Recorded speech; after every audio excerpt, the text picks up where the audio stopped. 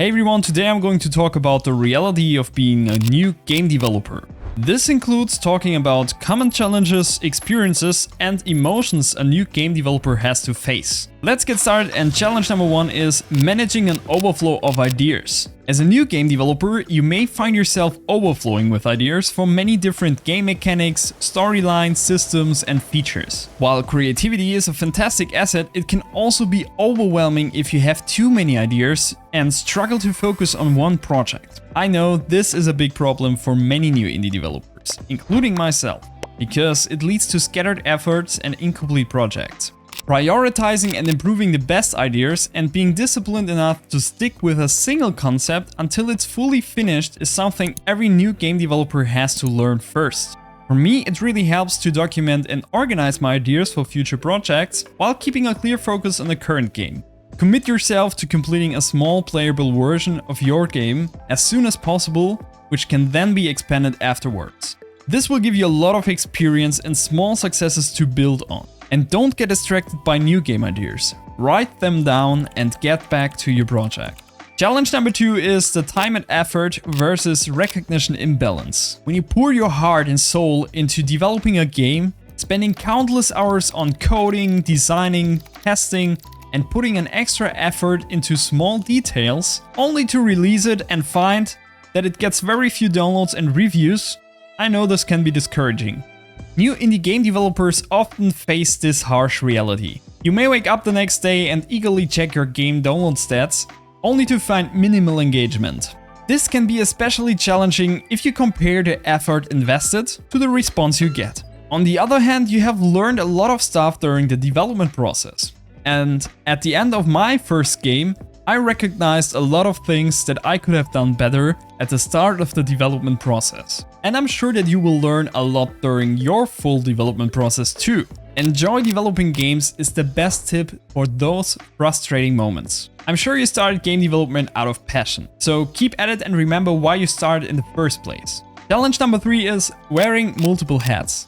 As an indie developer, you're responsible for almost every aspect of your game. This includes coding, designing, creating art, writing the story, marketing, and even gathering feedback from potential players. Unlike large game studios with specialized teams for each task, you have to juggle all these roles yourself. This can be a great learning experience, but it also means that you need to master a variety of skills, which can be exhausting and overwhelming. The best advice I could give you is take one bit at a time. The next step is always the most important. You decide if you will grow or fall on this next step. For me, a real mind-breaking moment was creating and animate my first 3D model in Blender. I had 12 hours of constant failure before coming up with an actually usable model for my penguins. Even if these challenging hours were exhausting, it showed me that I can grow into becoming a game dev step by step. Challenge number 4 is balancing quality and scope. As a new game developer, you may have a big vision for your game, with a lot of features and details, but with limited time and resources, it can be a challenge to realize all of your vision. Balancing the quality of your game with its scope is a constant struggle as a solo game developer. You must always decide which features are essential and which do not add anything of value to the game loop. This is important because the temptation to keep adding features can easily lead to a never-ending development process. The history of indie game development is full of examples of lone developers spending years on a game without knowing whether or not players will like it. One famous example is Eric Barone, who created the indie game Stardew Valley. He worked full-time 7 days a week for 4.5 years before releasing Stardew Valley. While this may have worked for Eric Barone, most indie games won't succeed if they take such a long and exhausting time to develop. So make a better decision. Try to focus on a specific game loop and deliver a game that is actually fun as soon as possible to get feedback on your project. Especially for an inexperienced game developer, the idea often sounds better than the gameplay actually is. And some ideas even need players' feedback to become good. So try to get feedback fast and keep the scope small in the beginning to deliver a high quality experience. Challenge number 5 is maintaining motivation and overcoming self-doubt.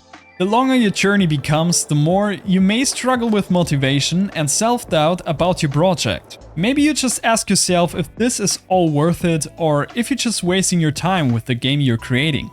At first, it's common to hit creative blocks, encountering bugs that seems impossible to fix, or feel like your game isn't progressing as planned. Of course, these moments can lead to self-doubt and make you wonder if your efforts are worth it. While large game studios have entire teams of designers, artists, and professional programmers working constantly, you sit in your room for another 10 hours and only see a small amount of progress. Staying motivated through these tough times is crucial, especially when you're working alone.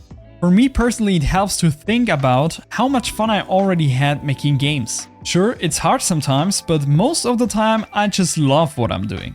For me, there's nothing more enjoyable than seeing your imagination become reality.